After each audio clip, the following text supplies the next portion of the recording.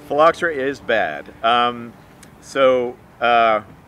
Phylloxera is an organism that attacks the root system of plants that are on their own roots. So Oregon's wine industry happened fast. In the beginning, people planted a lot of grapes on their own roots. So instead of having a Pinot Noir clone attached to a rootstock, you could just root a cutting about 4 buds long. You would remove the bottom 2 buds, and root hairs will start to grow out of those points.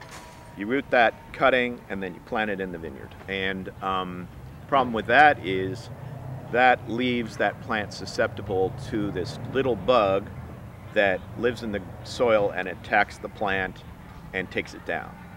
In Oregon, I think, this is my opinion, I think we planted a lot of plants that had phylloxera on them. A lot of the nurseries early on, back in the 70s and 80s, were nurseries that planted on the same ground, like rich bottom ground near the river. They could get big plants growing there fast, but they would plant on that same ground. And I think that inadvertently we had phylloxera on those plants that they were growing, and then those were planted in vineyards, and slowly that phylloxera built up in numbers over time. It lived with those plants, but our soils are very heavy clay, and so I don't think we had the same kind of quick failure that you would see in other areas where there are soils that are less heavy. And the phylloxera that I've seen, the numbers on the plants are small. It took me 2 years at Temperance.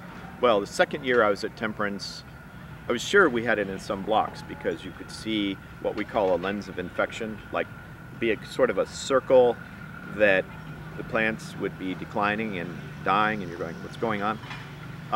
But we'd pull up plants, we couldn't find anything. And it was the second year where we were taking deep roots up, and I was finding these critters 2.5, 3 feet down. And we couldn't find a lot. It wasn't like it was crawling with them. I think phylloxera here has been a vector for other plant pathogens. And so you could have these root pathogens that are causing decline, or viruses, or multiple viruses that are causing the plant to weaken and finally, in stress years, fail. The thing that we've done in phylloxerated blocks is we've used compost tea, soil applied, we use compost, soil applied. I've used organic nutrition on a plant-by-plant basis. Literally, we have guys going, okay, let's do, a half a cup of this, and spread it between the plants, to try to, I think what we've been doing is growing roots faster than they've been taking them out, kind of thing,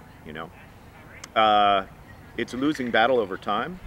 I have a lovely old planted in probably 81 or 82 Gewürztraminer block that I make Gewürztraminer from, and that site is just, it's in decline, and pretty serious decline. So it's a bummer.